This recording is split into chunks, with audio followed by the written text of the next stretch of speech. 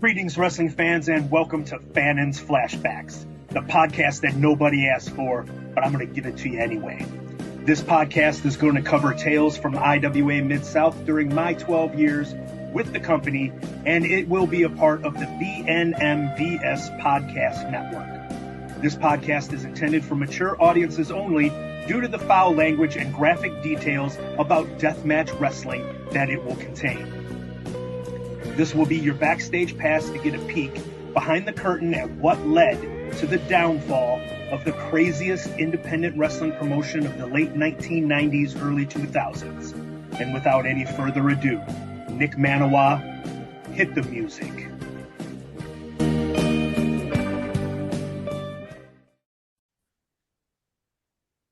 Greetings, wrestling fans, and welcome to episode 5 of Fannin's Flashbacks. It's the podcast nobody asked for, but I decided to give it to you anyway. These are tales from my time in IWA Mid-South from 1997 to 2009, and I am joined today by my longtime friend, the Mayor, Rich Wayne. For those that don't know, Rich is my former podcast partner when we did a podcast called Seinfeld, Friends, and Wrestling. We'll talk about that later on in this episode. And pretty much every year we go on a baseball trip together in our quest to get every major league ballpark visited. And we'll be talking about that later on as well. He's also a scholar and a gentleman. Rich, how you doing today? I'm good, Jim. Like you mentioned, we used to be podcast partners, and given the underwhelming success of that podcast, I'm surprised you had me on today, but I appreciate you asking. Well, I think we've got some good stories that we can tell and that people may not have heard before. And, you know, I think you're very fitting to be a guest on here with as much memories as we have shared. And yeah, I think, and I'm wearing my Ken Griffey Jr. jersey that I wore to so many IWA shows that Mark Wolf thought I had one for each day of the week. I was fitting to wear it. Well, if I could ever get Mark Wolf to return my messages, I'm going to have him on here one of these days. But so far he's been quite elusive. So generally what we start off with is I've asked everybody that's been a guest on here to just tell the people how they became a wrestling fan, and we just get started from there. So let's hear how Rich Wayne, the baby mayor, became a wrestling fan. Yeah, my story's not that different from Ben or Brent's. You know, my dad was a wrestling fan. He became a wrestling fan when he played football at Austin Peay University in Clarksville, Tennessee. He would work out with the wrestlers. He played offensive line, so he was always in the gym, you know, working out. And the wrestlers would come through town, and the university would let them work out there in the university workout facility. And so he hung out with them and worked out with them. And eventually they asked him and his buddies to come sit in the audience as their just personal security, you know, 4 offensive linemen, you know, sitting in the crowd just in case something went bad. This was like in the early 50s. And so wrestlers had to worry about getting stabbed or shot back then, you know. So, you know, it served 2 purposes, gave them some personal security and sold 4 more tickets to shows. You know, wrestling hasn't changed that much since then. So yeah, and then occasionally they would ask, you know, my dad and his friends to, you know, cheer a lot for the first couple matches, kind of get the crowd going a little bit. Then they have a good crowd, and in some crowds they would tell my dad and his friends to cheer for the bad guys because that would really get the crowd going. And so, you know, that was pretty much the extent that they smartened up my dad. You know, this is 1950. You know, they're not going to smarten up anybody until their first match. But my dad kind of figured out that it was a show. You know, he was like, you know, they have a show tonight. They have a show tomorrow night. They have a show the night after that. If they go out there and hurt their opponent, then their opponent's not going to be able to wrestle tomorrow, and they're not going to have a show, right? So, you know, he figured it out. And then, of course, you know, when we were growing up, he was a fan. And if he was home, we got to watch wrestling. If he wasn't home, then my mom wouldn't let us watch wrestling, because she hated wrestling. And, it kind of makes sense. No mom wants to teach their kids to settle their differences by getting in a ring and fighting each other, figuring out who the winner is, right? But if my dad was home, we got to watch it, and my dad would always tell us that it was just a show. That was his rationale of letting us watch it, right? He'd come over and say, "Grab my arm," and I'd grab his arm, and he would sell it, like Ricky Steamboat, But yeah, he was a fan, and growing up in Louisville, we got the Memphis wrestling, CWA, USWA, whatever, and never went to very many shows. My brother's like 9 years older than me, and when he graduated high school, he joined the Army right away, and so anytime he'd come home, we'd get to go to a show. But that's about it.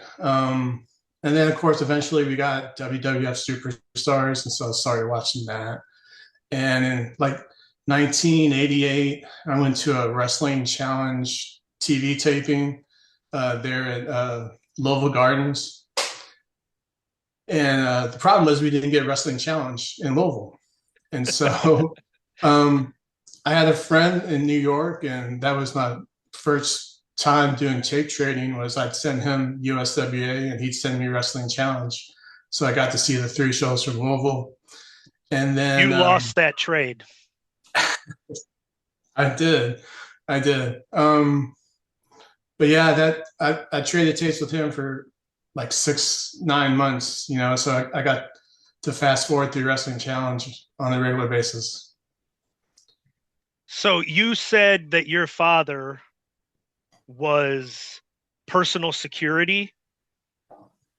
How in the hell have I been friends with you for 30 years and I'm just now finding out that your father was Ralphus? Well, he wasn't quite that big, but he was an offensive lineman, so he definitely provided some security. But no, he was not Ralphus. He was not Ralphus. Okay. No. And I thought your dad played for Kentucky, my alma mater. What is this Austin P crap? So my dad played for Kentucky for 1 week. He was a walk-on freshman at Kentucky, and this was 1951. And Kentucky was coming off maybe the best year they ever had in football in 1950. They're uncrowned national champions. Yes. They were coached by Bear Bryant. For the younger viewers, Bear Bryant was Nick Saban, before Nick Saban, except it was back when coaches didn't care about things like heat exhaustion or heat stroke or concussions or multiple concussions.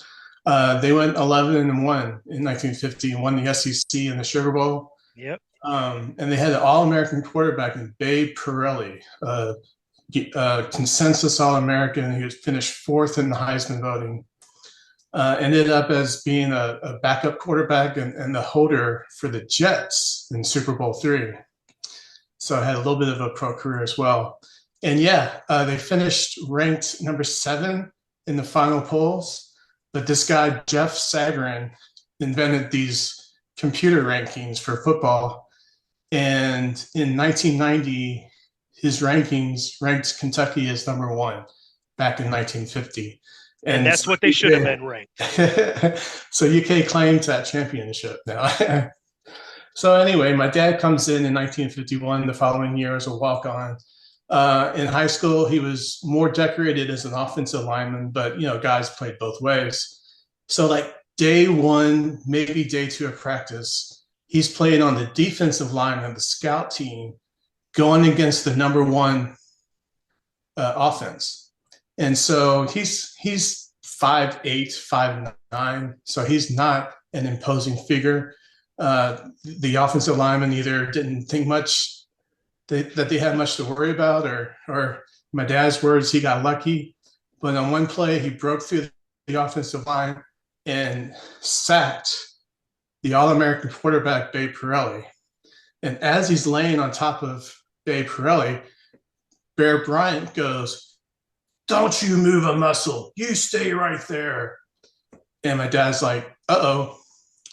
But he comes up to my dad, and then he turns around and just starts blasting the offensive line just cussing them up and down, yelling and screaming, wearing out the offensive line.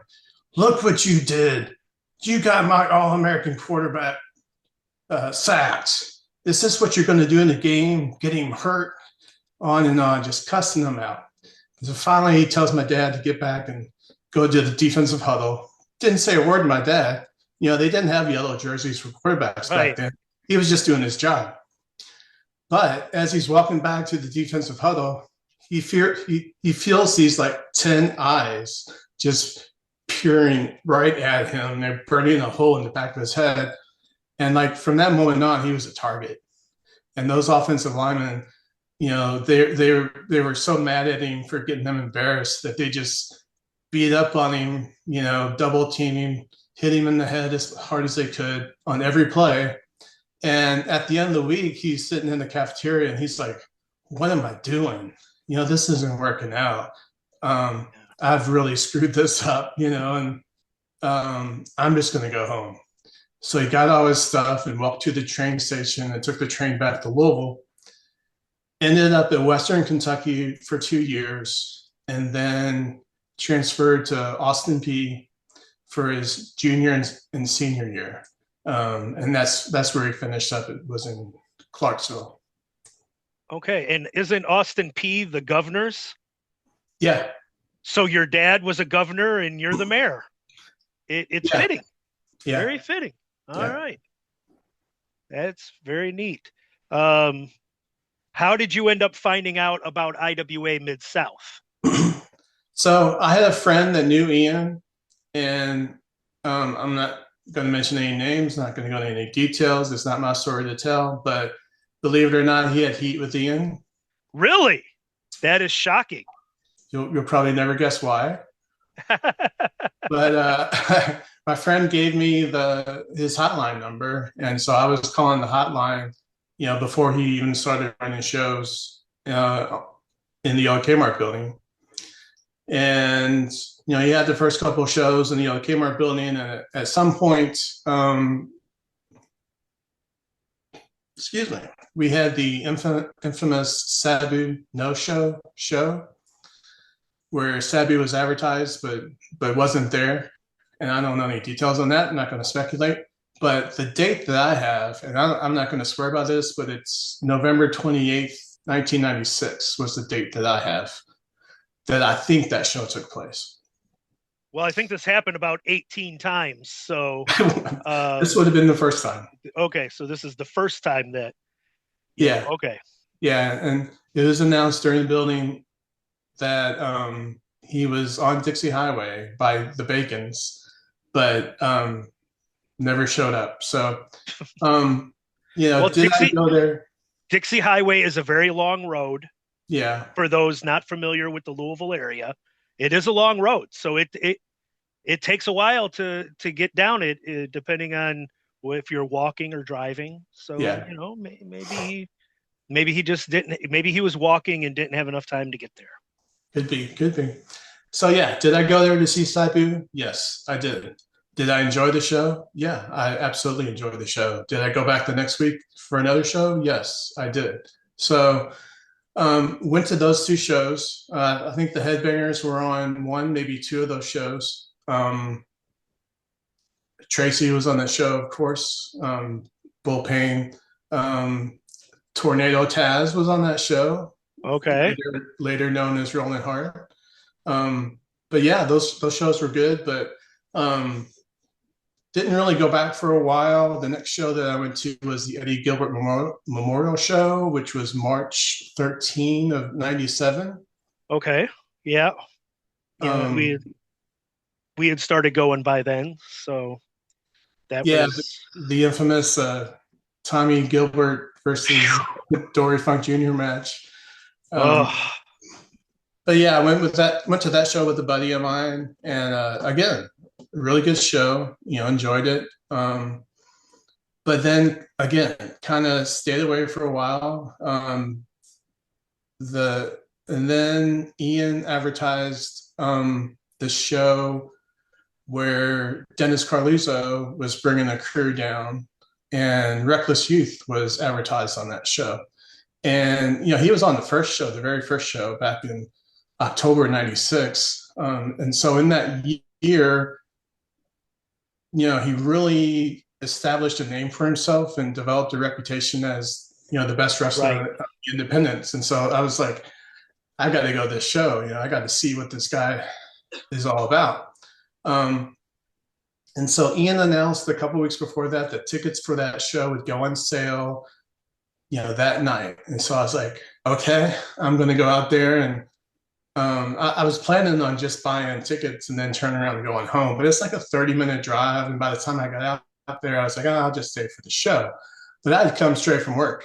And so I had a dress shirt and dress pants on. And, I was, however old, I was 30 at the time, but I looked a lot older than that because, I was already losing a lot of hair. And so I bought a front row seat and sat down in the front row seat. And I think you guys were pretty regulars by then. Yeah. But I used to read the AOL message boards as well. And so I think I'd read that you guys weren't going to be at that show where those tickets were supposed to go on sale. I know you weren't there because I probably sat in your seats. And so I took pen and paper and was writing down results of the show so that I could post something on the board because you guys weren't going to be there. And so I saw Ian early on the show, and I asked him if he had any copies of the tape for that Eddie Gilbert Memorial show that I went to because I was going to buy the tape. But he said he didn't have any at that time, that he'd get more in. So I had talked to Ian. But during one of the intermissions, I'm just sitting in my front row seat. I don't know a soul in this building. And Ian comes out and he says, "Can I ask you a question?" And I'm like, "Sure. Can I ask you why you're taking notes?" And I was like, I didn't really want to tell him that I was a computer nerd, but I was like, well, I'm just taking notes so I can post results on AOL. And he's like, "Oh, okay. We thought you were with the commission."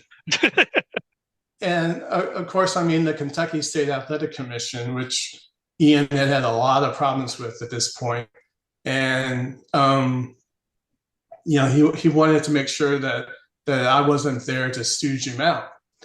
And now that I know that he thinks I'm with the commission, now I'm like all about letting him know I'm a computer nerd. And, I really just want to post these results on AOL so everybody knows what happened. And he goes, "Okay, that's cool." And I was like, whew. So then Rico comes out after intermission. And I didn't know Rico from Adam at the time, but now that, later when I got to know a little bit about Rico, I know that he was probably 6 or 7 beers into that. At least. At least. And he comes in the ring, and he's in the ring, and he's standing right in front of me. He's not looking at me, but he's standing right in front of me. And he cuts a promo on the microphone. And he says, "Somebody's here tonight that doesn't think we should do what we do. And somebody's here that is trying to get us in trouble with the Kentucky State Athletic Commission." And I don't know how many people were in the crowd that night, 150, whatever, I don't know. But he's getting them all riled up.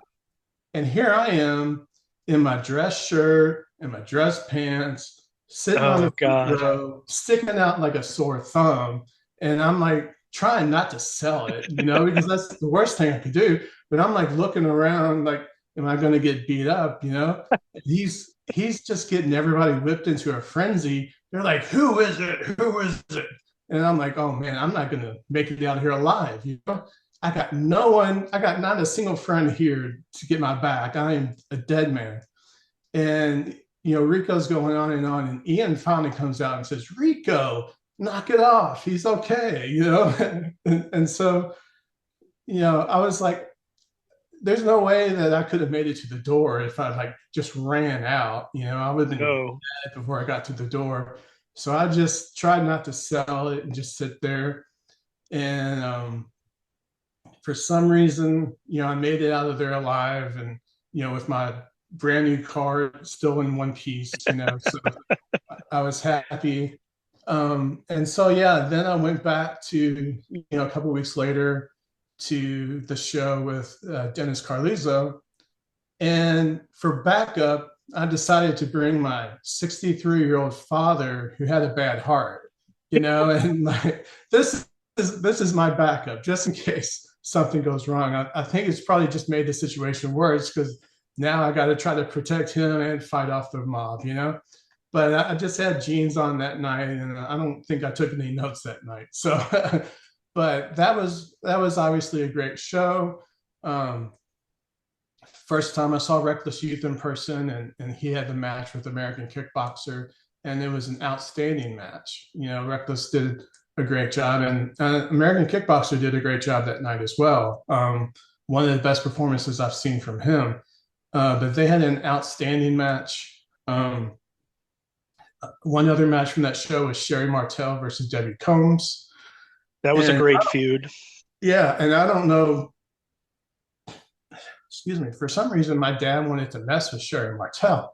And he's like, he was telling her that he used to watch her when he was growing up. And Oh I'm my like, God. what are you doing? And she was looking at him like he was just crazy, because he's twice her age. And I was like, Dad, what are you doing? My future friend Jim Fannin, in the future, he's going to sleep with Sherry Martel. Don't disrespect her like that. Oh, that is fantastic. That's right.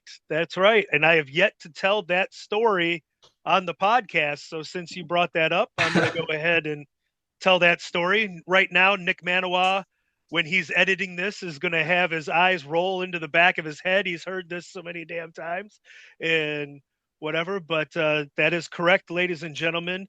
I slept with WWF Hall of Famer Sherry Martel. Um, the very first road trip I ever went on with Ian Rotten after I got involved, um, I had I was still going to University of Kentucky, so I like finished my last class on like a Thursday, and I drove over to Louisville. I picked up Ian, his father, a couple of I think Corporal went with us. Um, I think one of the mullet security rode with, and we go on this triple shot to Wisconsin, way like northern Wisconsin. I can't remember the names of the towns now, but that was the looking back on it, that should have been what got me out of the business since this was my first road trip ever. And we get up to the town where the first show is at. And Ian had worked for this guy before. And all I remember is this guy's name was Jim as well. Um, but we go to where the first show's at, and we find out that the hotel is in the second night's town. So we end up having to drive to the second night's town so we can check into the hotel and then drive back to the first night show. And we get into that town and we decide, oh, let's pick up a newspaper. Let's just see if the guy did any advertising, see if we can expect any kind of a crowd. And like these towns are like about an hour apart. So we go into this gas station and we buy the local newspaper for the first night show.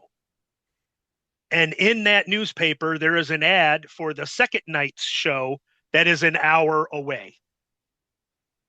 Nothing about the show the first night. And we're like, well, that's not a good sign. And the guy, we get to the building, and this promoter, Jim, is talking to everybody, and he's bragging about how he is banned from the Carney town in Florida where like all the carnival workers go to in the wintertime when there's no carnivals running. So, I'm like sitting there going, why is this guy bragging about being such a crook that a town full of crooks threw him out for being too big of a crook? I'm like, that is that really something to brag about? And I mean, red flags are just up all over the place. And so like Ian asks the guy, hey, why did you run an ad for the second night's town in this newspaper when it's like an hour away? Why wouldn't you just run an ad for this show?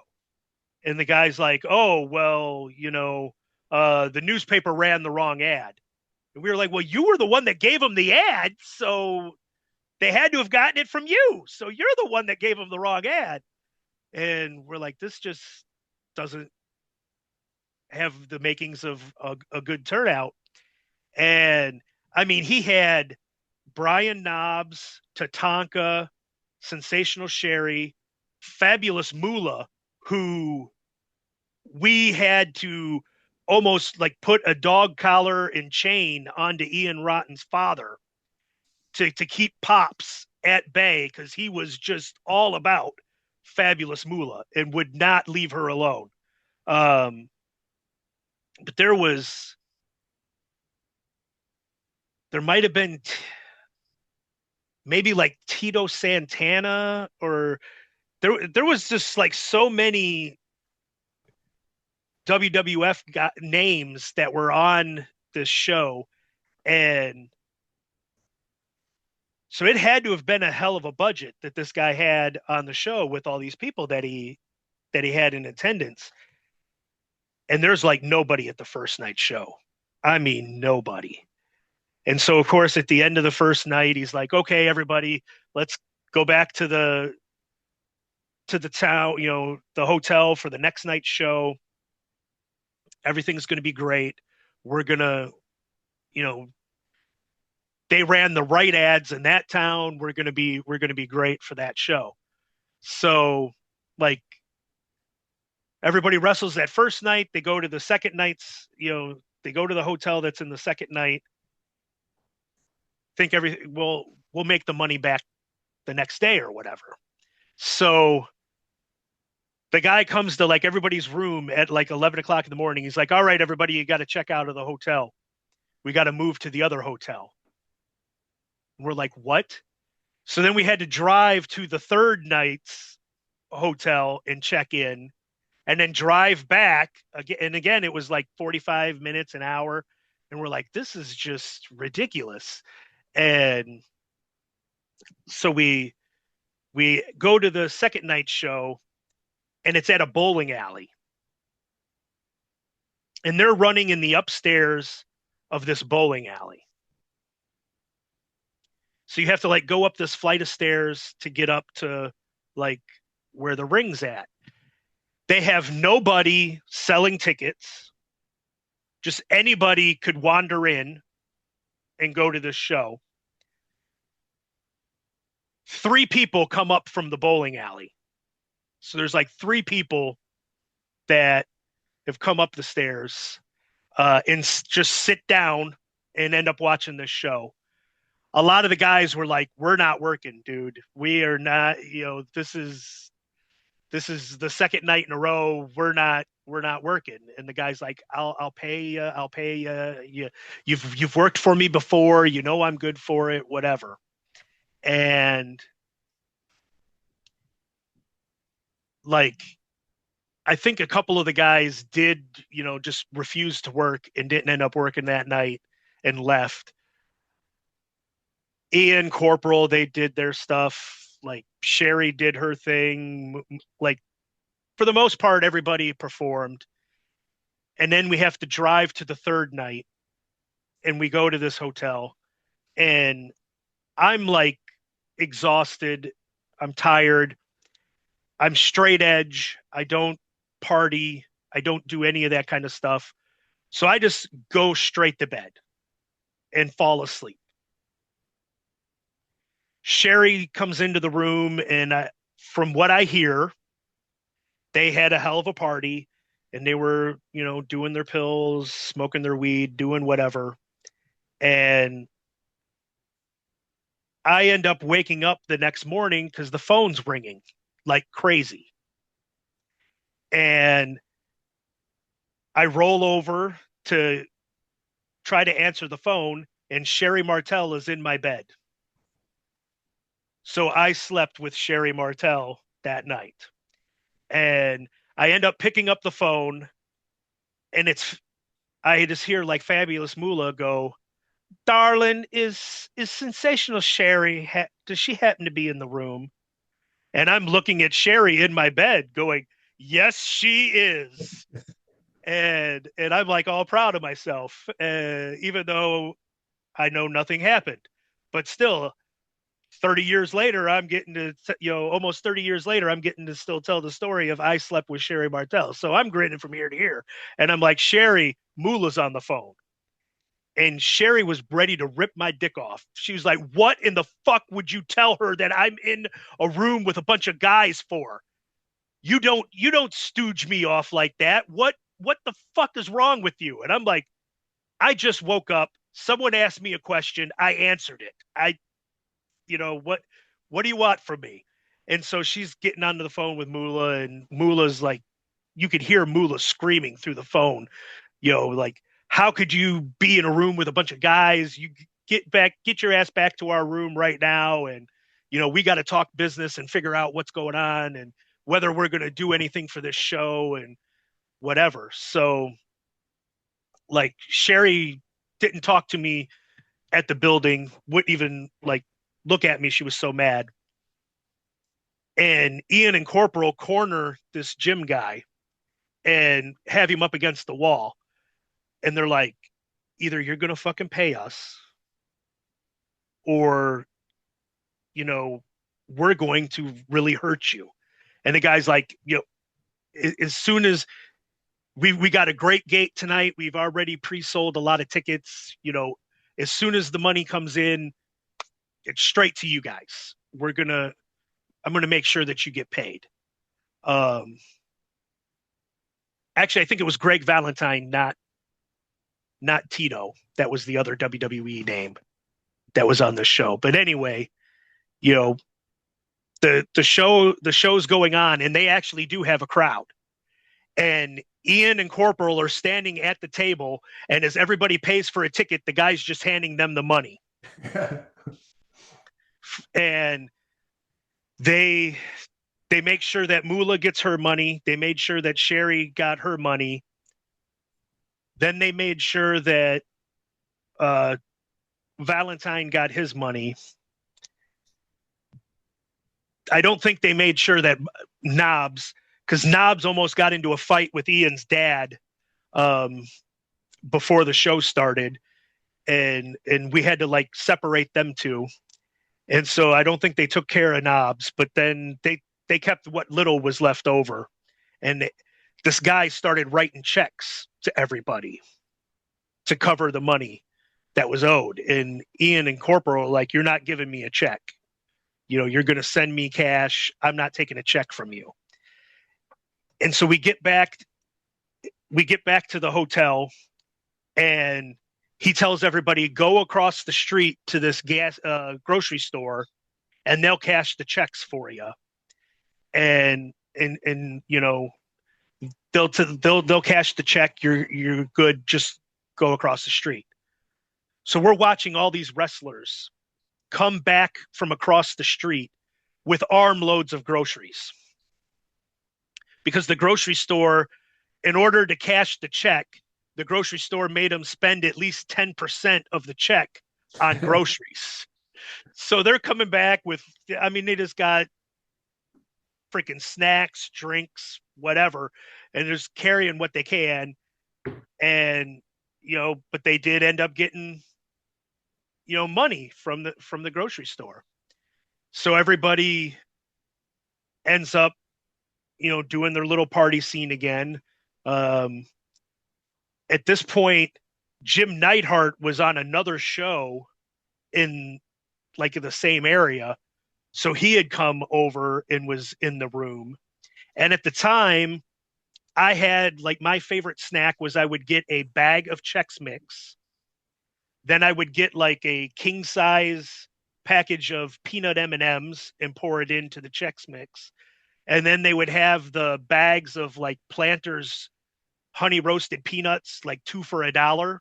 So I'd get those 2 little packages and I'd dump the peanuts in because at the time, 30 years ago, they did not have the 28 different flavors of Chex Mix that you can go to the store and buy now. So I made my own concoction and like Ian really liked it. I loved it. So we're sitting there eating it and Jim Neidhart just keeps looking at it. And he's like, that looks mighty good. That looks mighty good. Did he have the And munchies at this point? he did. He did have the munchies and he's looking at it like those can I try some of those? Can I try some of those? And I let him try it. And he's like making orgasm noises as he's eating this Chex Mix concoction. And he pulls out his phone and it's at this point, it's like 2:00, 3:00 in the morning. And he pulls out his phone and calls Bret Hart and tells Bret Hart about this Chex Mix concoction that you got to try. So I'm like, hell, this is a great trip. My favorite snack is waking Bret Hart up in the middle of the night to tell him about. And I got to sleep with Sensational Sherry Martel on this trip. But everybody ends up going to sleep. We try to check out of the hotel the next morning, and cops are everywhere. And the cops will not let anybody leave. And they're like, this guy paid for everybody's hotel with checks where he stole the check paper from a bank and then printed the shit out on his like home computer, misspelled the word Wisconsin on the check. But he paid for the ring. He bought like a ring with these bad checks. He paid for all of the hotel rooms in all the towns with the bad check. He paid for like the building rentals with the bad checks. He wrote all the bad checks to the wrestlers that they then cashed at the grocery store across the street. Like, he was long gone, nowhere to be found, but he left his wife and kid behind. Oh, no. So his wife and kid are at the hotel, all of the wrestlers at the hotel, and the cops won't let any of us leave. And they're like, you got to pay for your hotel room before you can leave. And everybody's like, hell no. We're victims here just as much as everybody else. We're, tacking on to what this guy owes. And like, they finally let the wrestlers go, but they didn't let his wife and kid leave. And at one point, I think I ended up hearing that he ended up getting sentenced to like 55 years in prison because he wrote like, I think what I heard, and it could be, I mean, it's wrestlers, so it could be bullshit. But what I ended up hearing was that it was like he wrote $55,000 in bad checks on the stolen bank paper. And so they gave him 55 years in prison for it. So, I mean, this guy could still be in prison, but, learned a lot that night when the first thing that somebody says that comes out of their mouth when you meet them is, I've been kicked out of Kearney Town in Florida. Yeah. Maybe don't do business with that guy and like, don't listen to anything that he has to say. But in hindsight, if I was smart, I would have just ran, like that being my first road trip I ever went on in the wrestling business. I probably should have got out at that point, but but thank you for allowing me to let everybody know how I slept with Sensational Sherry Martel. I appreciate that softball pitch that you gave me there. Yeah, and you think I would have learned my lesson about IWA by almost getting beat up and possibly murdered on Dixie Highway, but I still came back after that too. And the funny thing is not to that extent, but the same thing happened to me like when I first started going, because I took had the notepad, and I wanted to write up results for AOL Grandstand. And that to this day, I still, with our fantasy baseball and fantasy football that we play, I would always do a little write up and have smart ass, comments and make and enjoy doing these little write ups. So, I'd had my little notebook, and it made me so paranoid after like 4 or 5 different people, like I think Patty, Ian, a couple of the security guards, not Rico. Thankfully, he didn't like get on the microphone and try to get people to kill me or anything. But like that first week, I think I had to like tell people I was like, I don't even know what the hell the Kentucky State Athletic Commission is. And I'm just here, and I just told him, I was like, hey, I'm gonna write up results for this on AOL Grandstand, and that's how I found out about the show, and I want other people to find out about it, and I'm just here to enjoy myself. So they they really had this paranoia going where anybody that was new, is this a mole from the commission? And you know like the first time I saw you in at the show, I thought maybe you're commissioned because you looked out of place because you were dressed better. And I'm like, well, that's got to be a commission guy. And then I thought Mac Daddy Mike was a commission guy, because he had notepads and everything. And it's Yeah, I think Mike was still in high school at that point. but I mean, he had a mustache, and he Yeah, he looked he looked 35 then, and it was funny. A couple of years after that, I think you and I and Man Pondo and Ian and I think the Rick were all hanging out at a sports bar watching a WWF pay per view. And I said something, and Ian said, "Well, that's okay. We don't think you're with the commission anymore." And so we talked about that for a minute, and Pondo said, "That was you." We saw you taking down notes, but we didn't know you were writing down, oh, this is some good shit. So, yeah. fantastic. And bringing up Mac Daddy Mike, if you got anything you want to say about Mac Daddy Mike, we lost him. Was it earlier this year that we ended up losing him? It hasn't been all that long ago, and I Yeah. was I was never that close with him. I ended up connecting with him more a couple years ago on Twitter when he kept posting about wrestling cards that he was trying to collect, and I guess he had done his own run of wrestling cards, and he was one of the most diehard fans, and he'd be out there every week. And I think he even took over like the hotline for Ian afterwards and started paying to do to have the hotline in his name, and helped out a lot. And I think he even started his own promotion there for a little while before he had moved out to Buffalo. And the Yeah. the I think he wrestling world was, lost a good one with him. I think he was sitting next to me on that night when I thought I was going to die, but I didn't know him at the time and didn't really talk to him that night. We were both introverts, so we weren't talking to each other.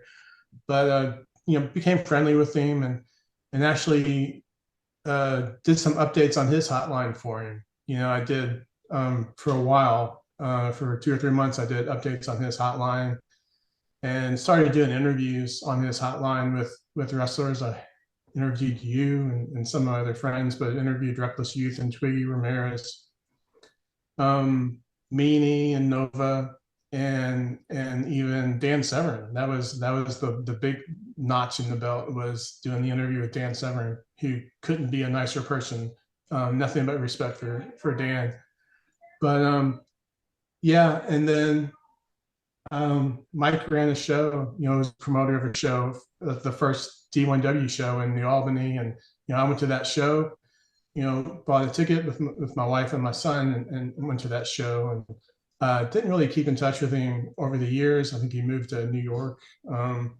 Yeah, I think he But was up by like Buffalo or something. yeah, but we were friendly, and like I said, I supported him when he ran his own show, and you know, nothing but good things to say about Mike.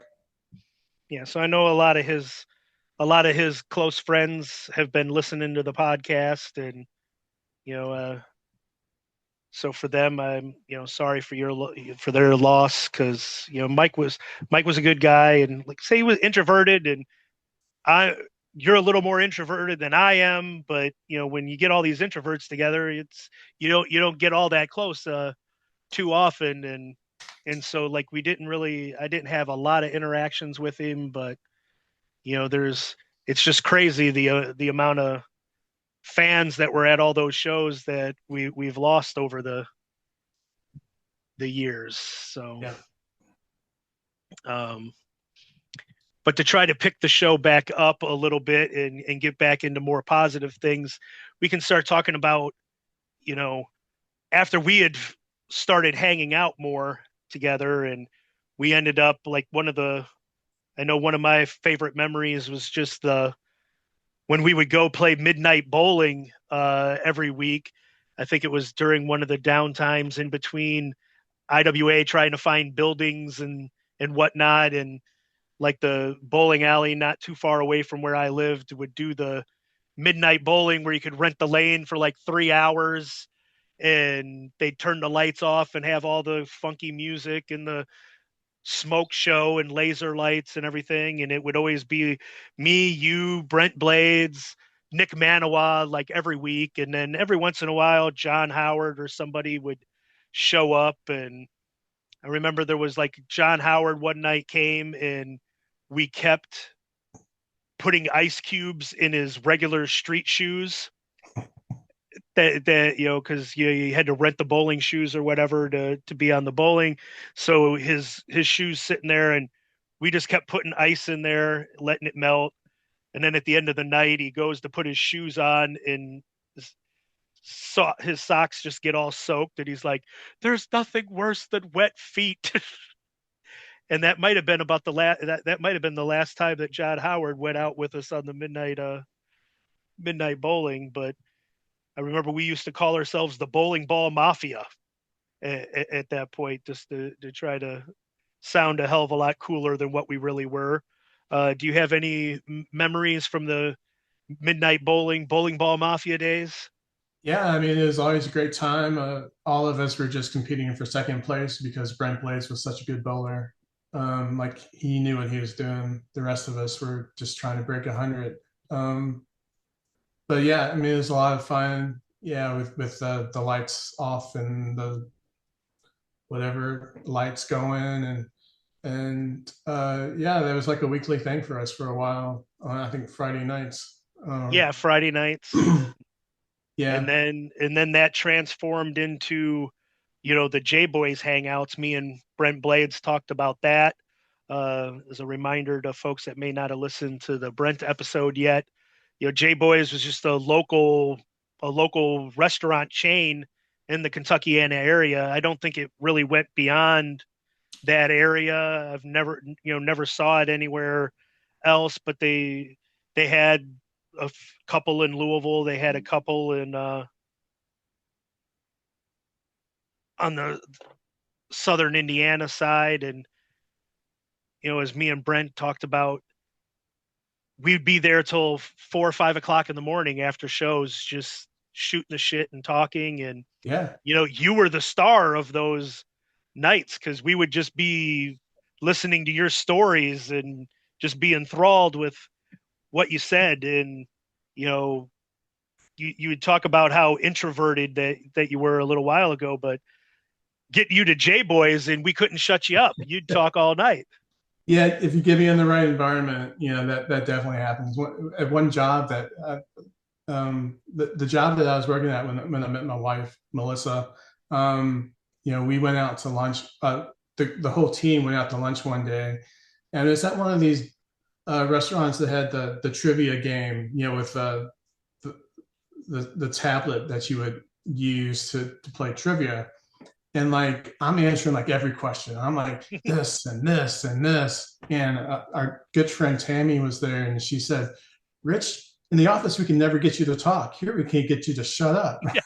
So as I like to say, introverts don't like to be the center of attention unless they want to be the center of attention.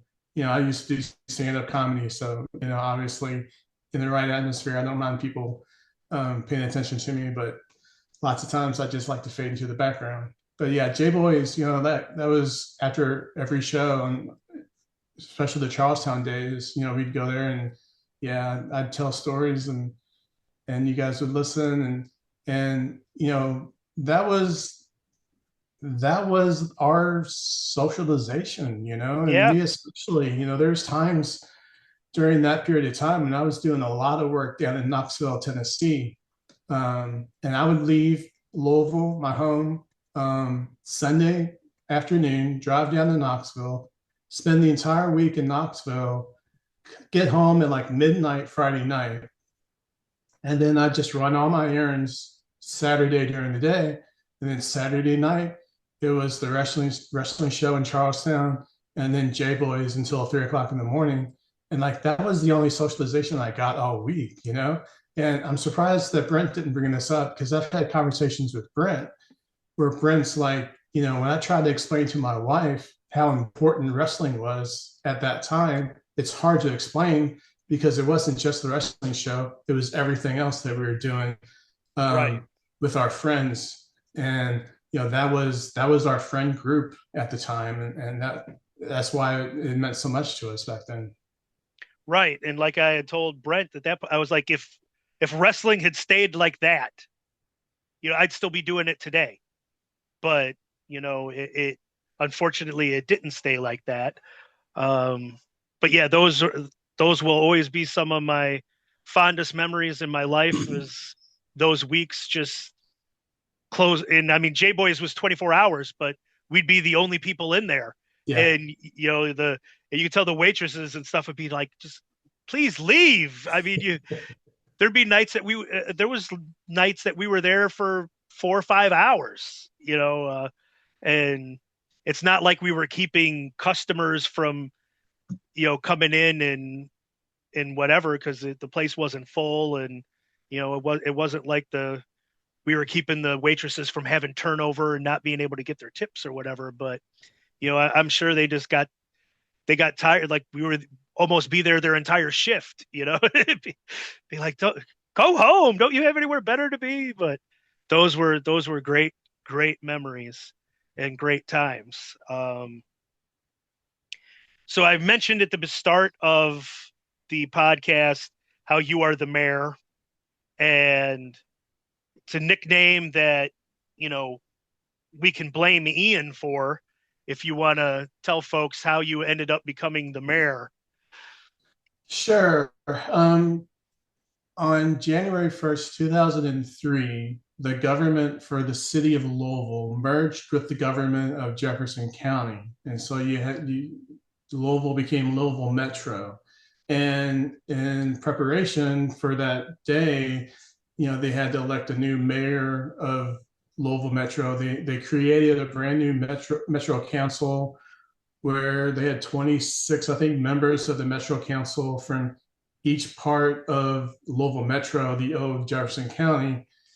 And I thought it would be very cool to be part of that new government, because they had like 5 years to create a whole new set of rules and laws, because the old laws would come off the books after 5 years. And so they had to create a whole new government, a whole new set of laws. And I thought that would be incredibly interesting to be a part of. And so I was contemplating running for Metro Council. And, at the time in Kentucky, I was a registered Republican. And, you've mentioned on a previous podcast that you used to be associated with the Young Republicans at UK. I think that's how you met Les and Ben. Yep. And so I talked to you, and I know you had volunteered on some campaigns during college. And I was like, would you help me run for council if I decide to do that? And you're like, of course, that'd be great. And then we were talking to Ian, and like Ian would be like, well, I'll vote for you for sure. And I was like, Ian, you live in a different district than I would represent, so you wouldn't be able to vote for me.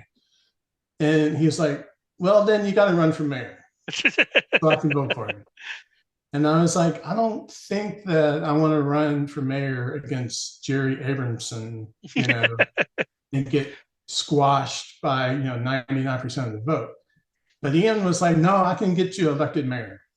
And this kind of delusional thinking that I could get elected mayor. But he was convinced I could. And I was not going to run for mayor. I never considered that in a heartbeat. I did consider running for Metro Council, but ended up not running. And I think that turned out to be a good decision because the guy that won my district, I think he raised over $60,000 for his campaign, and I would have had like $60. So yeah, I didn't run for Metro Council, but I got a new nickname out of the deal. So that's how I Right. became the mayor. And it's stuck for 25 years now. You've been the mayor, and people, like, to this day, if I call you the mayor, there's people that think that you actually were a mayor, and they were like, well, what town was he mayor of? I mean, because you looked the part, you could have pulled it off. and the Yeah, and the crazy ass thing now, in like, people probably be like, oh, an independent wrestling person, and you're going to run for mayor and you think you got a chance. A co-owner of OVW is now the mayor there you go. of Louisville, Kentucky. So you could have done it, damn it. You could have done it. We could have got you there. Maybe. Uh, okay, so we ended up, I think it had to have been on the Brent Blades podcast. We ended up telling the story of the Brawl for All trophy that you ended up We can skip this keeping. story. Well, I'm I'm just going to joking. let you. I I'm am just going to joking. let you give your version of it. Defend yourself if you can, and tell the people how long you kept this trophy. Yeah, it's really indefensible, but we'll talk about it. Bart Gunn, Ian brought Bart Gunn in for a few shows, and the story that I got was that he did it as a favor for Sabu. Sabu was friends with Bart Gunn, and so Ian booked Bart Gunn as a favor for Sabu. I don't know if that's true or not, but that's the story that I was told. And so when Bart Gunn came in, the first show that he did, he had this trophy, and actually John Howard would carry around the trophy. He was like Bart Gunn's, second or manager or whatever, and he would carry around the trophy as if it was his. And it was kind of a homage, I guess, to Edge and Christian. Edge won King of the Ring, and then Christian would carry it around like it was his. And I think that set up eventually a feud between Edge and Christian. So anyway, John Howard would carry around this trophy, and you guys put it over pretty big as this is Bart Gunn's Brawl for All trophy. And, I bought into that hook, line, and sinker. And, he would do a show and then he'd leave the trophy at the building because it's easier to leave it there than take it back and forth in his car. And I was like, yeah, that makes sense. And so then when he was done with his shows and he wasn't booked anymore, then eventually the last show in Charlestown, Man Pondo brings out the trophy for a fan screen of weapons match or whatever it was on the main event of that show. And he's like, Bart Gunn left this trophy here, and well, we're going to use it in this match. So, it's a big trophy. What was it, like 6 foot tall, Joe? Something like that? Yeah. So Nick Maniwa has actually found a photo of a fan with Bart Gunn with this trophy. So we're gonna post it when we release this podcast, so fans can actually see what this trophy was. And it was a pretty big. It may not have been 6 feet, but it was at least 4 or 5 feet tall. Yeah. So, Pondo in the match, he lays the trophy down in between two chairs, and then somebody gets power bombed on it or slammed on it or something, and the trophy is pretty mangled. But there's like wire in between the poles of the trophy that is originally was supporting the trophy. After it got mangled, it was just holding the trophy together because all the plastic was pretty shattered. And after the show, I'm talking to Ian and I'm like, what are you going to do with that trophy? And he's like, I don't know. Throw it out, I guess.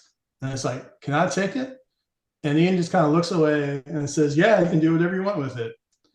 And so I'm like, awesome. I'm going to take it and put it in my car. And then someday I'll sell it on eBay as Bart Gunn's Brawl For All trophy. So I take it home and I put it in my garage. And then a year later, or whatever it was, 2 years later, I sell the house and I move into an apartment. And so I take that trophy with me and I put it in the storage in the apartment, have a little bitty storage bin in the apartment that it's in there with some of my other stuff. Now I moved from a 3-bedroom house to a 1-bedroom apartment. I really could have used that storage space for something other than this busted up trophy but I was like, it's going to be worth money. I'm going to sell it.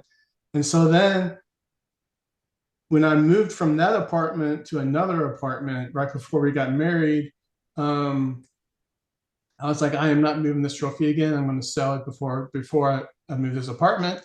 And so I talked to my good buddy Jim Fannin and I said, what can I do to certify this trophy as Bart Gunn's Brawl For All trophy? And Jim was like, ha, ha, ha, ha, ha, ha, ha, ha, ha, ha. I had that trophy made when he came into IWA. That has nothing to do with Brawl For All. And I was like, damn it. And I took the trophy and threw it in the dumpster. And,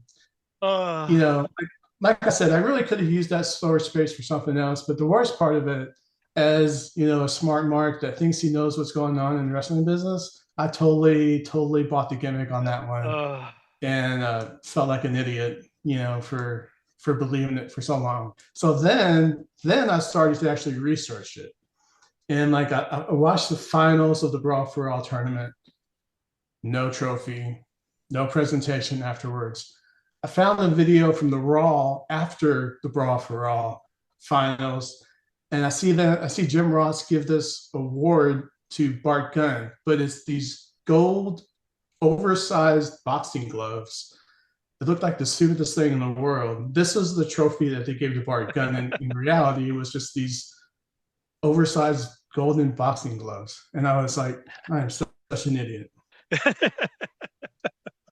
So yeah, I so bought that hook, line, and my sinker. trophy was a better prize than a pair of damn boxing gloves. It was, and it fooled a scholar and a gentleman such as yourself into thinking that it was legit. Yes. And like I said, we Nick Maniwa did find a photo of a fan with Bart and the trophy. So we can post that later and let people see just how good. They did a great job with that trophy. It was a really nice trophy. Yeah, My favorite story we're going to move into. This is my favorite story, and I got a touch of Tracy Smothers in me, so I embellish it more and more every time that I tell the story. But now we are going to talk about the night that I made you blow a gasket and almost get into a wrestling ring and want to fight me because you got so caught up in the moment. We're going to talk about the night that I turned on your precious, reckless youth that you love to this day. And I turned on your reckless youth and threw powder in his eyes. He was wrestling BJ Whitmer, and we formed the superheroes. And it was, BJ, Chris Hero, the rugby thug Trent Baker, and with me as their manager. But at the night, it was Reckless Youth against BJ Whitmer, and it was a pretty good match. And I don't think I was officially Reckless Youth's manager, so I don't add him to the list of folks that I have actually managed. But I did get involved in the match and throw powder in his eyes at the end. And you threw your hat 20 feet in disgust And at this point, like nobody really ever saw you without a hat on. You always had that hat on. And you get up and you grab your hat and you throw it and you start cussing at me and you were ready to get into the ring and pulverize me. And that was the night that was the night that I had Rich Wayne eating out of the palm of my hands. And it was one of the greatest moments of my career that you were so caught up in the moment that you wanted to fight to protect reckless youth. What is your memory of that moment? Well, finish up the angle that was involved with. Like Ian had been away for a while, is that right? And you were kind of running the shows. Yeah, so BJ had been feuding with Ian and getting under his skin. And I forget exactly how it had happened, but they did a part of the angle where, like, there might have been like almost a pull apart kind of thing going on between Ian and BJ.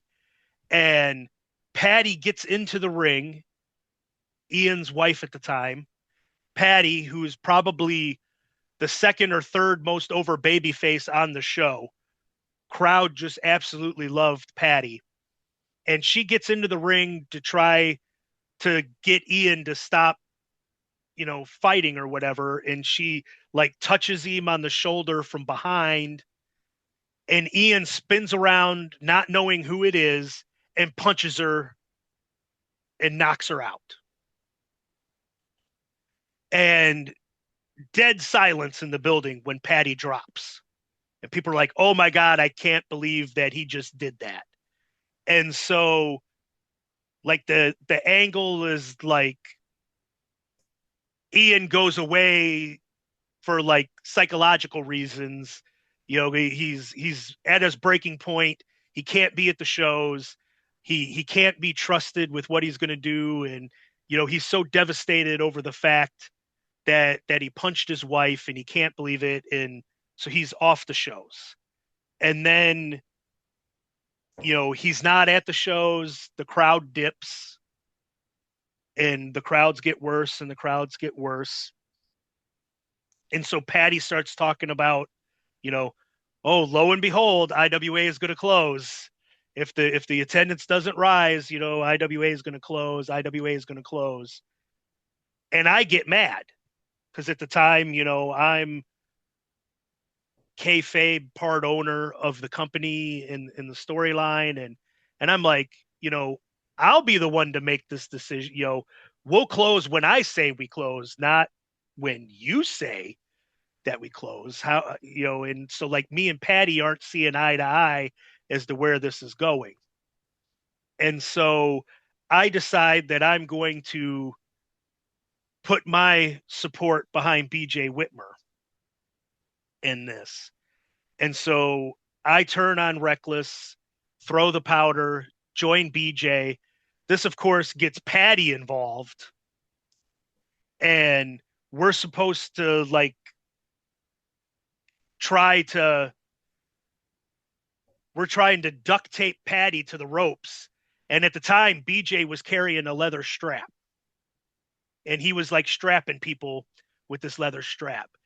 And so I'm like, let me strap the bitch. And we're trying and Patty's like stomping on my feet and like not cooperating at all. Horrible worker. Just will not cooperate.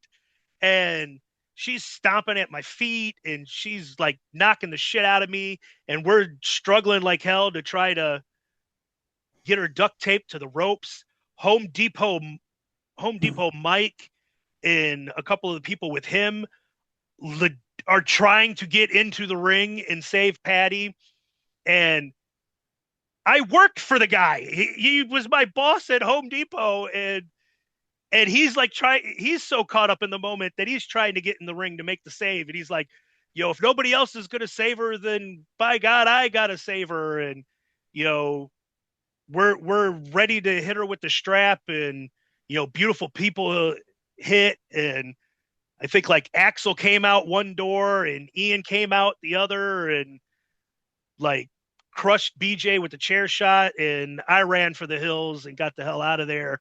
And you were still fuming and like cussing at me and telling and saying that you were going to whoop my ass at JBoy's afterwards. And then I think you were even like trying to get water from the concession stand to pour on Reckless Youth's eyes to try to help him out. It was a hell of a scene. All right, you ready for the real story now? Sure. Are you done with telling your fairy tale? All right. So Reckless, Ian would book Reckless about once a year, and the one year that Reckless didn't come in was when he was under his WWF developmental deal.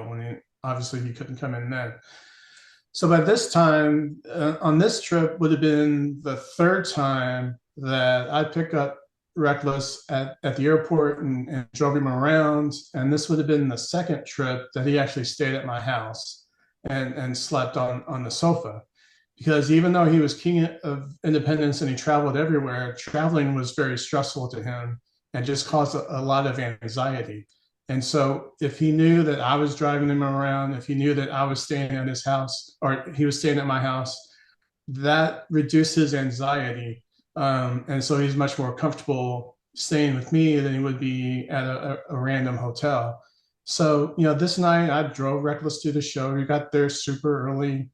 He always liked to get there early and feel out the ring and test the ropes and, bump around a little bit, just kind of get a feel for the ring. And then, he goes to the back and I'm just waiting around for the show to start. And he comes back out before the doors open for the fans. And he's like, well, I guess they got some big angle as part of my match tonight.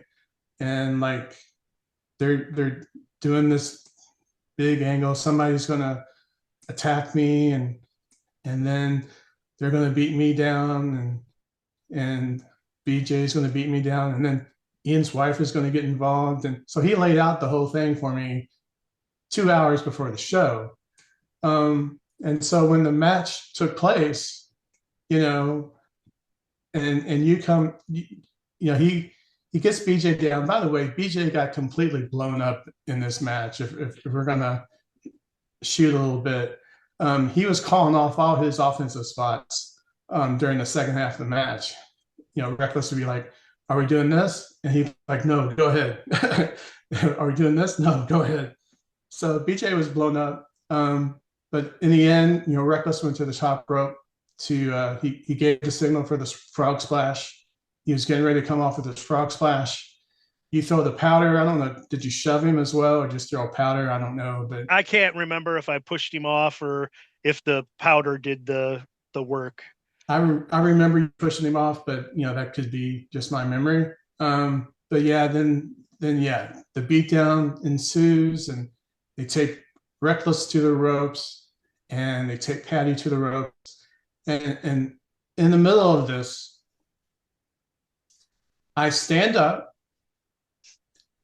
I take 2 steps to the ring, then I take 2 steps backwards, and I sit down.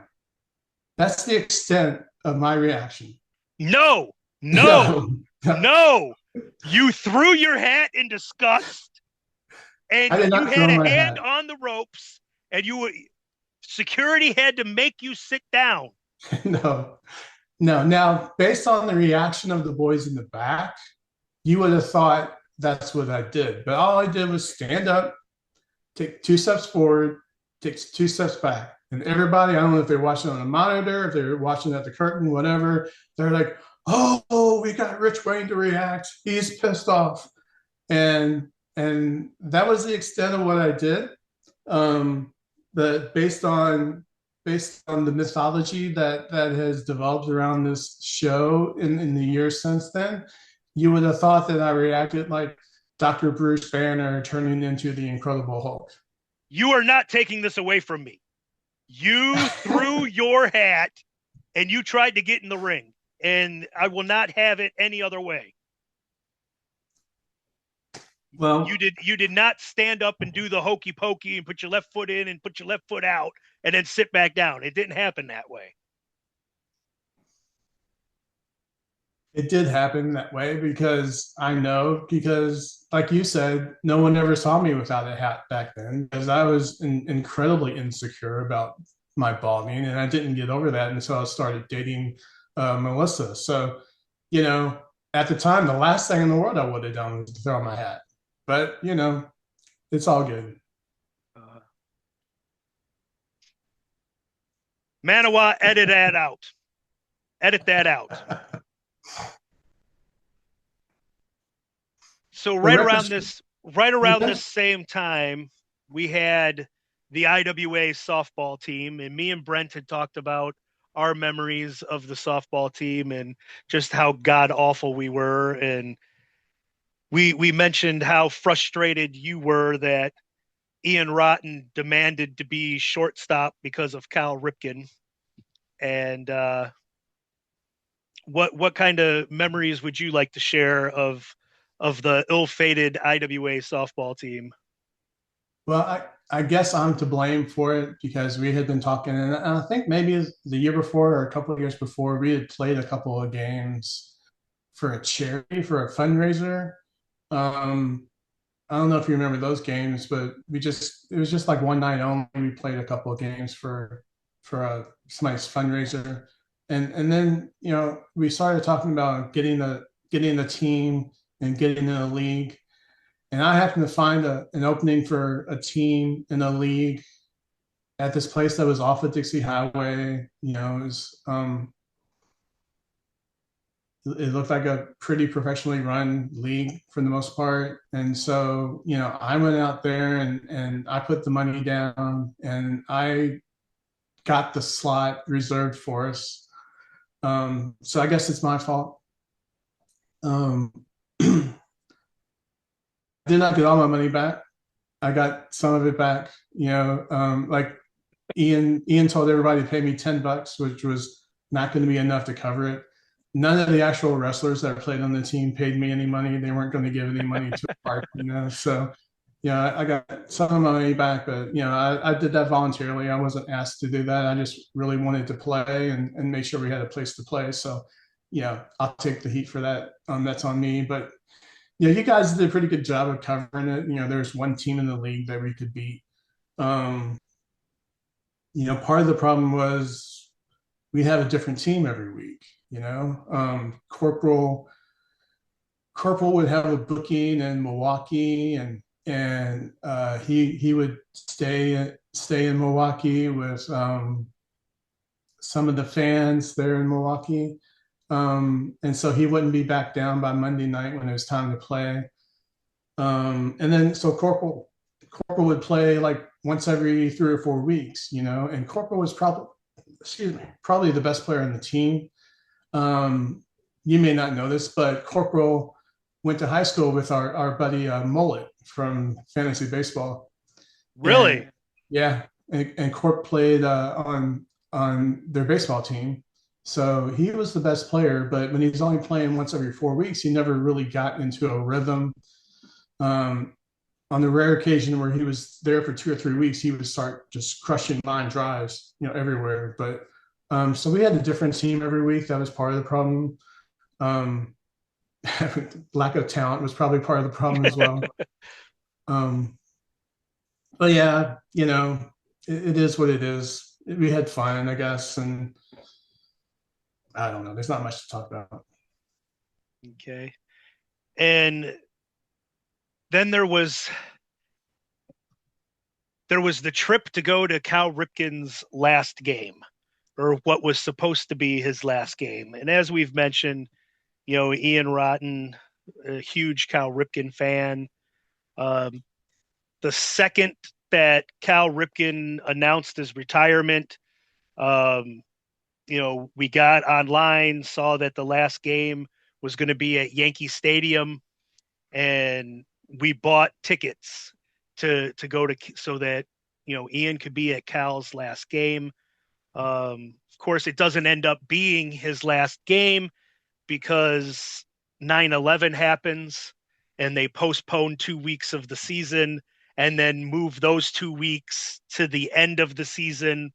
So he ended up like having 2 more weeks of games. And remember, we debated, do we still go, even though it's not his last game? And, we're like, well, we'd never been to Yankee Stadium before. And this was old Yankee Stadium, not the one that they have now. We can almost call this trip as the beginning of our quest to see all the stadiums and going on our yearly baseball trips now. Um, there was this trip, and then we did a trip a couple years later to go see Mark Pryor's second ever start with the Cubs in Pittsburgh, um, where we ended up getting to sit next to the mayor, Sean Casey's dad. Yeah. Uh, and he kept having the ushers check our tickets every inning, because no matter how many times the ushers checked our ticket and we were in the right seats, he just didn't believe that we had tickets for those seats. Um, but for this trip to Yankee Stadium, there also happened to be a wrestling convention going on in Philadelphia. Um, that was like, was it before or after the game? Had we Uh, already done the game? the game was on Sunday. The convention was on Saturday. Okay, yeah. So we stop and we go to this convention in Philadelphia, and we took my Jeep, my Jeep Cherokee. It wasn't your Jeep. It was a sedan. It was a four-door sedan. Was it the sedan? It wasn't. Yeah, it wasn't Okay, the Jeep. it wasn't the Jeep. Okay, so maybe that's why the stuff didn't fit quite as well. Um, but we took. I had a TV that had a VCR built into it, and it was like a heavy ass TV.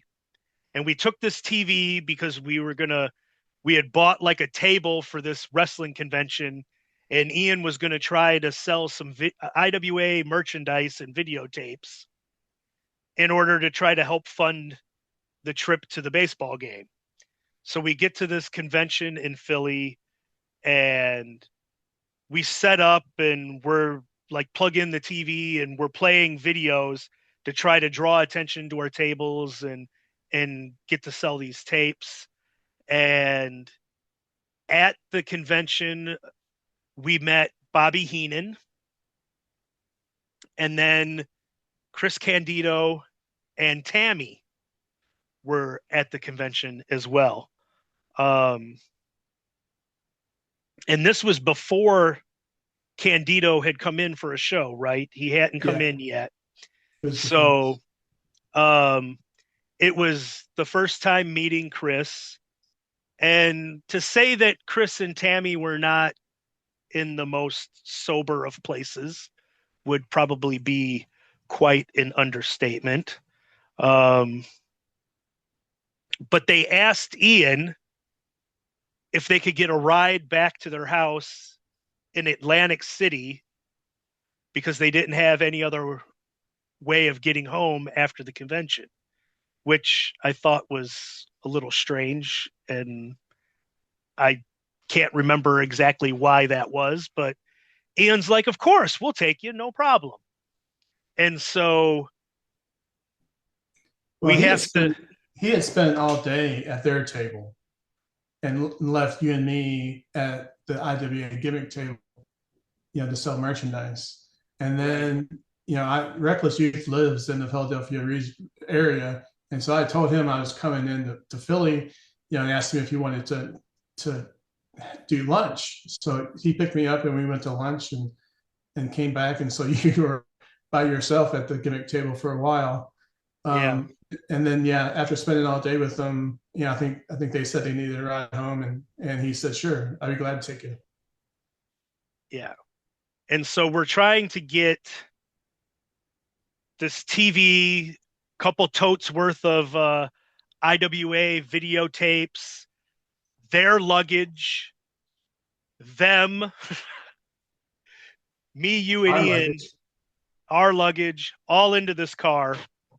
And like, especially back then, I don't think I had my glasses at that point. and I could not see at night when I was driving. I've got a thing with my eye where if the headlights coming at me at night, um, my eye can't like focus it down into it just floods my eyeball, and so I can't see at night at all. And if I recall correctly, like pretty much all of the luggage went into the trunk, and then the back seat had the TV in one seat. You were like behind me. I was I was driving. I was in the middle. You were in the Everything middle. everything was piled up on the passenger side. So that part of the back seat was full of stuff. And then I was in the middle, and then Chris was to my left behind you, and Tammy was on his lap. Right on his lap. And um, I'll post the photo that I took with Chris and Tammy at this convention when I do the stuff for advertising the podcast. But she had like this silver dress on that was probably 2 sizes too small, would you say?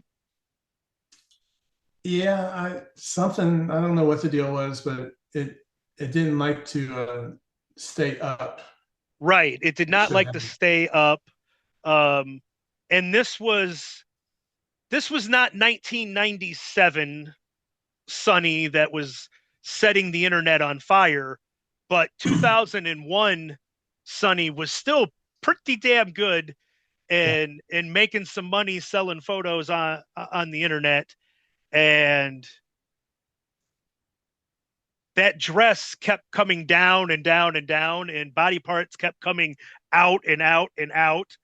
And if I remember correctly, it was about 3 inches away from your face the entire car ride to their place. So yeah, you had the best seat in the car, being right there. yeah. I don't know. She was kind of over by the window. She was sitting on kind of his other leg. I don't remember seeing too much in the car. I remember more at dinner when we were sitting across from her, and they would poke out every once in a while. Yeah. But her being right behind me and in the rearview mirror, and then like I say, me not being able to see at night. And I mean, it's pitch black. There's like no street lights. We're out in the middle of nowheresville driving, and I'm all over the road because I'm trying to like see her hang out of her dress. I'm trying to like see in the dark when like you probably should have been the one driving at this point. And the whole time, Candido's like, "You are the worst driver I have ever seen in my entire life. How did you get a license? How did you get a license? You're going to kill us. We're not even going to make this is horrible. You're horrible." And it just ripping my ass the entire time, and I'm like, I can't say, well, your wife's tits are, bouncing in the rearview mirror. I try finding it a little hard to focus up here, but um, it was quite a car ride. And then 4 years later, because I didn't interact with Candido when he came in for that one or two shows that he did in 2002. I didn't really interact with him. So I didn't see him and really talk to him again until the night he came in for TPI in 2005. So 4 years had passed. And as he gets off the plane and I'm there to like pick him up, he's like, you, you're the one that's picking me up. Do you still drive like shit? And I'm like, whoa, how in the hell, with the condition that he was in, how in the hell does he remember me from that night? Um, but, we ended up becoming great friends during that run. And it was great to have him in, but it still amazes me to this day that, he was able to remember me 4 years later from how bad I drove that night. Um, But then I ended up driving him around for 6 months and putting thousands of miles on the car with him in it, and never, never had any incidents, and he never complained about my driving again. But there was a couple of things missing from those car rides. And then we can move on to the Eyes Wide Open show, um, because that came just a little bit after that that trip in the Philly convention. Um, we would always run the Thanksgiving show the night of Thanksgiving. And then at this point, Ian decided that he was going to do a Saturday show after the Thanksgiving show, and that he was going to have the match between Hollywood and what was the other stripper's name, like Paige or something like Paige. that. Yeah, Paige. And they were going to do like a bubble bath match on the show, so it was an 18 and over show. We decided, like, Morris had made the state championship for football that's always played the weekend of Thanksgiving. So Ian Rotten, Nick Maniwa, and myself drove to Champaign, Illinois on Friday night, and Morris played Joliet Catholic at 10 o'clock in the morning in the class, I believe at the time it was the Class 4A state championship game in Illinois. Morris gets robbed at the end. They call the winning touchdown catch out of bounds, even though the Morris player was clearly in bounds. The Morris coach had a 16 by 20 blown up photo of it in his office when we went to discuss doing the Morris show shortly after this game, that clearly showed that we were in bounds. But Morris Joliet Catholic was a huge rivalry at the time in the state, and they played for the state title multiple years back then. But we had gone to this game. Morris loses. We get in the car and we drive back down to get to the building in time for the Saturday night Eyes Wide Open show. And my memory of the night was that Patty felt so bad for me with how depressed I was after Morris lost that morning, that she had Hollywood and Paige give me a dual lap dance in the middle of the ring that night. I wish I still had footage of that, but my girlfriend that I got shortly after that made me get rid of the footage because she didn't want me to be watching that. But that was a fabulous memory for me. The Hollywood had some tremendous talent, if you will. Do you have any memories of the Eyes Wide Open show? I was sitting in the front row. I think I was sitting next uh, to our buddy Vic, another one that's passed. And I believe I had your camera and was taking pictures with your camera because you wanted pictures from as close to the wrestling action as they could be. So yeah, I bought tickets to they had a drawing to see who would be the referee for the match, and I bought tickets for that drawing. In hindsight, probably glad I didn't win. Um, they they kind of abused the referee a little bit. You know, he became part of the show, and I probably wouldn't have been very comfortable with that. So it's probably good that I didn't win that drawing. But yeah, it was quite the show. No question about that. And Hollywood, her real name was Sarah, right? Yes, yeah, And Sarah. I think she went to midnight bowling with us one time, and she couldn't have been sweeter than she Yeah, was. she was an absolute sweetheart to be around, and You know, it was it was bad how bad some of the guys treated her just because she was a, you know, stripper, and they like treated her like a rat. And she could not have been nicer. She like went to the midnight bingo with me and Brent one time. She went to the midnight bowling with us, and she was just always so nice and sweet. Um, we still to this day have an inside joke amongst ourselves because she would come down and she'd end up like staying at Ian's trailer, and there'd be, you know, four or five wrestlers, staying there at the same time, and she'd be there. And I had an apartment just right up the street. It actually was the apartment that Ian's dad had when he moved back to Florida. I moved out of the trailer and moved into his apartment. It was just this little one bedroom apartment, but I needed my own space and to not be around the nighttime activities that would be going on in the trailer. So I got my own place.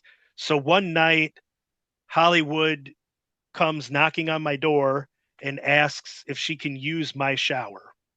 And I'm like, absolutely, have at it. And so she goes in, and the shower was like, you would walk in the front door, the kitchen was just to the right, the living room was to the left. Then you would walk into the bedroom, and inside the bedroom was the bathroom.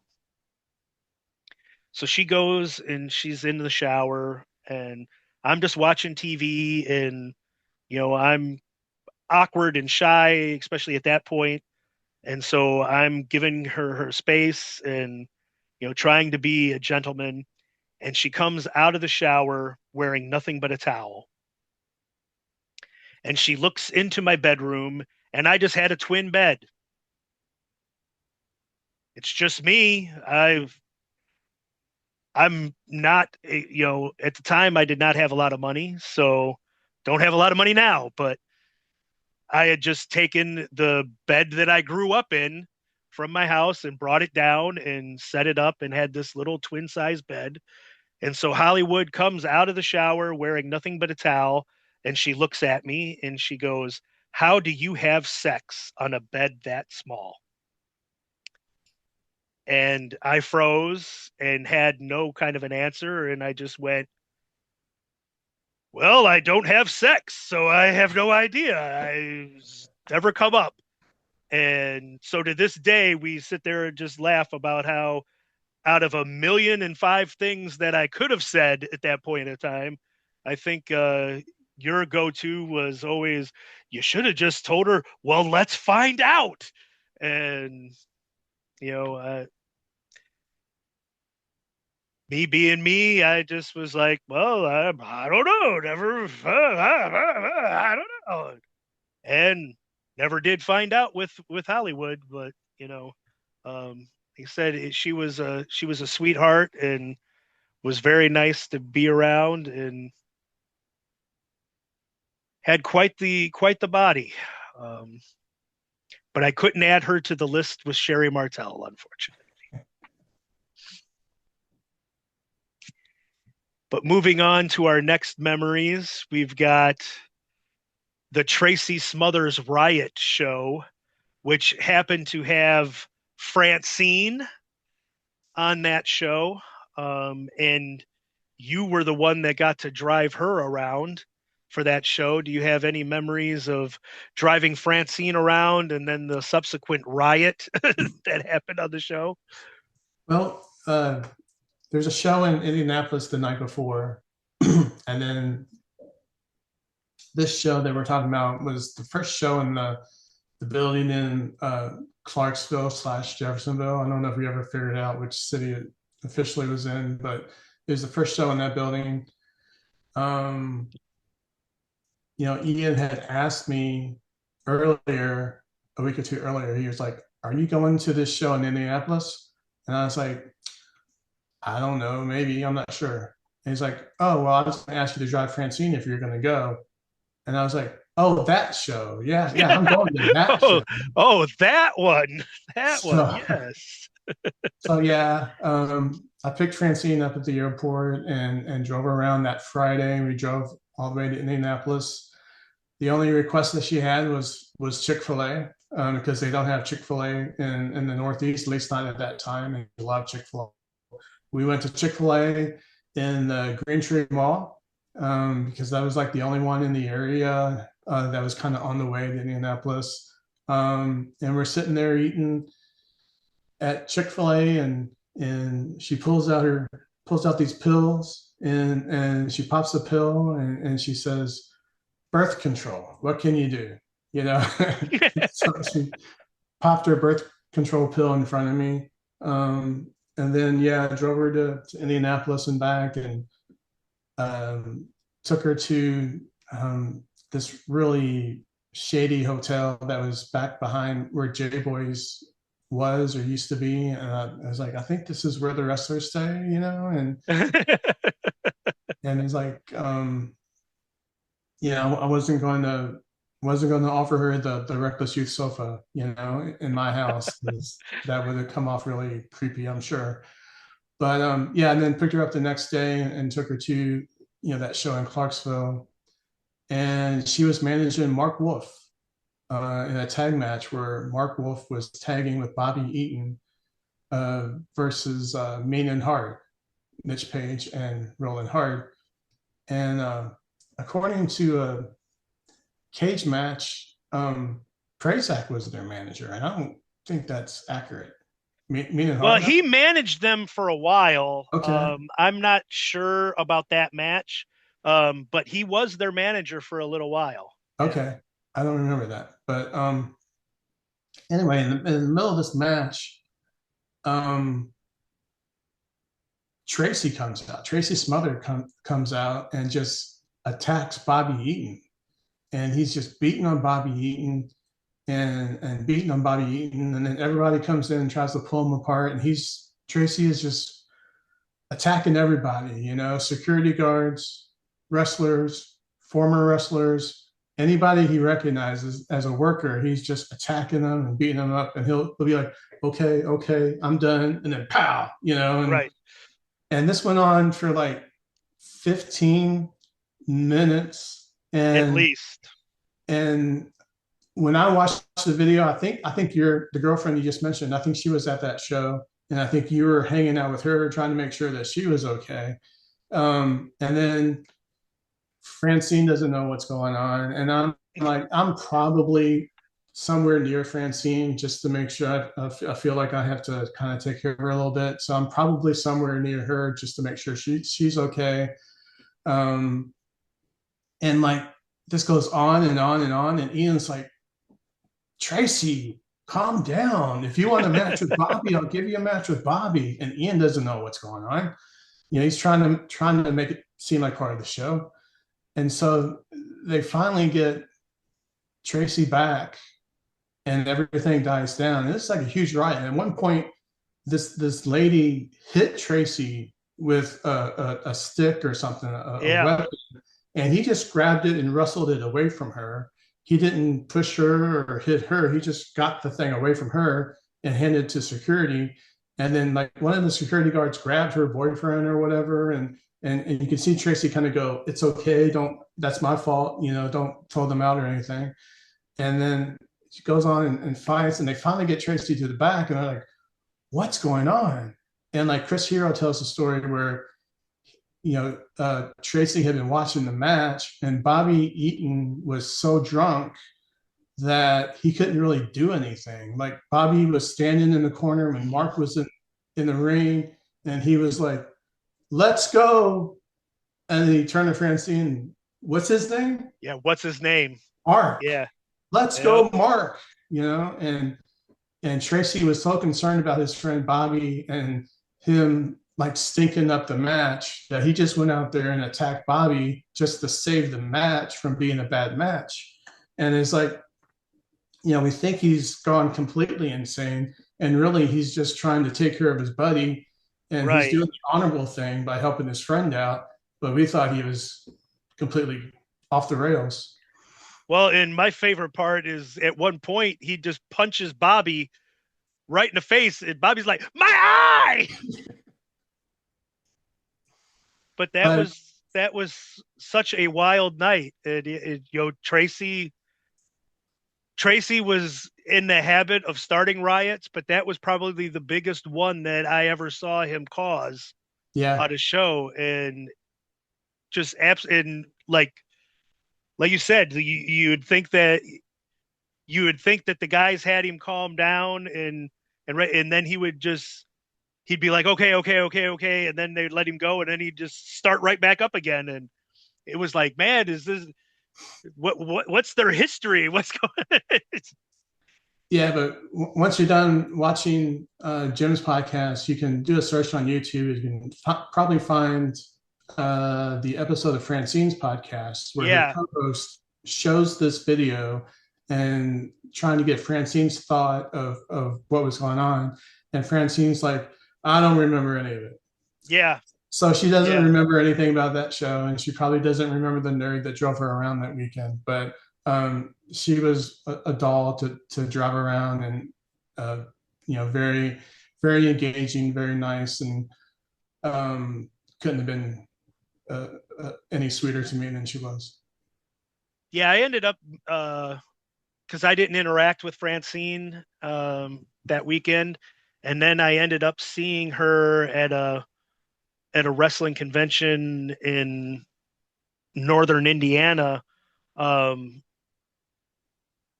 4 or 5 years ago, and I got a picture taken with her, and I told her, I was on that show, but I was like too shy and timid to talk to you, and didn't want to bother you, and you'd be like, well, what does this loser want with me, kind of thing, and she was like, did you really think that I was that way? And I'm like, I thought everybody was that way when it came to me. I had everything to do with me, and but she was a sweetheart at that one, and took a picture, and she was like, well, you should have talked to me, honey. And I was like, well, I'm talking to you now. So, you know, but she was pretty nice. She did not pop any birth control pills in front of me though. So you've Right. got you've got that one over me on that. Yeah. Um, so we can start coming to the winding down portion of the podcast. Jim, you We say this every episode, and then you talk for I another know, and 30, then 45 minutes. well, I am very long winded. You know this. I know. I Um, watched the episode of Kickboxers podcast that you were on, and his co-host was like, "Okay, we got some rapid fire questions for you, Jim." And he'd tell you a rapid fire question, and your rapid fire response would take 15 or 20 minutes. And right, finally, he was like, and then "I'm he just done." yeah, and then he just stopped asking. Like he went from like question one to question two to question five, and then he was like, "Okay, I'm like these are rapid fire." And but I mean, I am what I am, But we mentioned at the very beginning of this that we did do a podcast called Seinfeld, Friends, and Wrestling.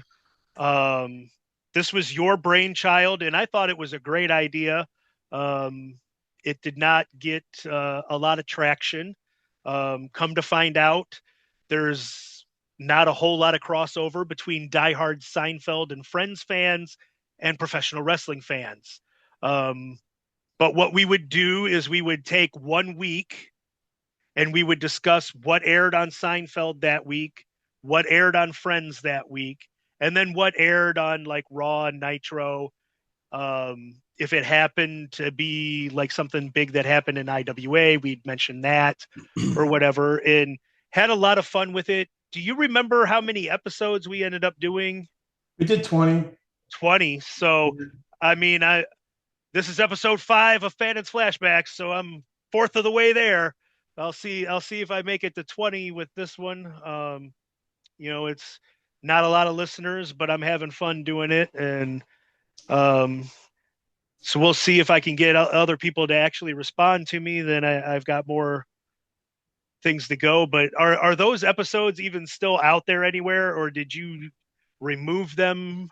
I I didn't remove them. I know we had some technical difficulties. Yeah, I'd never done a podcast before, and we switched like podcast feeds halfway through, and I think that killed the first half of the episodes, and then I think the other episodes kind of disappeared after that, not because of anything that I did, but just either they removed them or whatever. Earlier, I took the bullet for the IWA softball team, and I'd have to take the bullet for this one too because I came up with a podcast format that required a tremendous amount of research and work before we recorded the podcast, and then one of the two of us could barely get through sentences correctly, and so I would do 3 4 5 takes for certain sentences, and I had to go back and spend hours editing the podcast, and just a tremendous amount of work. And really the best parts of those episodes is when we were just talking and telling Right. stories, and so I think you got a really good format here because that was the best part of our show, was just talking about stories and things that we thought were funny. And so I think you've taken the best part of that podcast with this one. That's what I tried to do. We would end every one of those episodes would end with a Fannin rant. So this is basically, in a lot of ways, it's 2 hours of a Fannin rant, in an episode, but with the fun stories as well. With the fun stories mixed in. And I think I've kept the rants to a mostly minimum. I think you would even have to agree that it's shocking as to how tame I've been on some of the, not letting some people have it, but it's been fun. And now, we talked about, we do the baseball trips every year. Things didn't work out for us to do one this year, but we're getting towards the end. There's only like 4 or 5 stadiums we got left to try to hit. But we've had a lot of good baseball trips. Is there any specific baseball trip story you want to share? That going to the Field of Dreams was a lot of fun. Getting on the field that they actually used to film the movie was really cool, and getting to throw around full of right, yeah, we got to play baseball on the Field of Dreams. That was pretty cool. We got to walk into the cornfield and walk out of the cornfield, that was cool. And at the time, for some of this, I was working for the Chicago Cubs in a security role, not anything special, but I was able to get some connections. So, we did get some cool perks with that. We got to go out onto the field and watch batting practice. One of the games where the traveling secretary hooked us up with an on-field pass. And then you guys were like, well, now we're spoiled. You got to do this for every game going forward. Yeah. And the then California trip was a lot of fun. The 4 or 5 days that we spent in LA was a lot of fun. We did a lot of cool stuff there. Went to the Conan O'Brien show, saw 2 tapings of Let's Make a Deal. Yeah, that was fun. Did a lot of cool stuff there. I don't ever want to go back to Seattle again. I mean, we were in Seattle in August, and we had to buy sweatshirts to stay warm. Right. Didn't see the sun at all while we were there. And there was really nowhere to park. And you would think that with having a football stadium and a baseball stadium like right next to each other, that you would make sure that there's parking, but trying to find parking was almost impossible. And I mean, it was a fun trip, and I'm glad we went, but yeah, I don't know if I'd be in a hurry to go back on that one. If I want to pay Manhattan prices for things, then I'll just go to Manhattan. Right. I don't need to go back to Seattle and where everything is so expensive. But on that trip, we got to drive 4 hours out of our way to see a rock, so that was kind of fun. Hey, that rock was at the end of Goonies, and it was an important rock. And I got to spend 30 seconds to jump out of a car because, again, there was nowhere to frickin' park. This famous rock, and they've got nowhere to park. And so I just had to jump out of the car, snap a photo, and jump back in. And we were getting honked at for just the 10 seconds that I took to try to take the photo of that rock. But that was fun. And you mentioned like how cold it was, and we had to buy sweatshirts in Seattle in August. Well, the same thing happened to us on the California trip. It was we went to the Angels, we went to the Dodgers, and then we drove to San Francisco and went to the Giants. And it was 100 degrees in LA. Yep. And then we got to San Francisco and we had to buy hoodies because it was so damn cold Yep. in San Francisco. Yep. But yeah, we've had some good moments on the baseball trips and things. So it's always fun.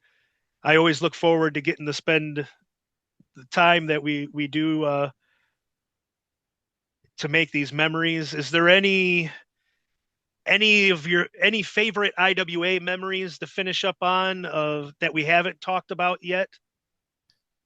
Um, let's just do one because we're coming up on 2 hours, or maybe a couple.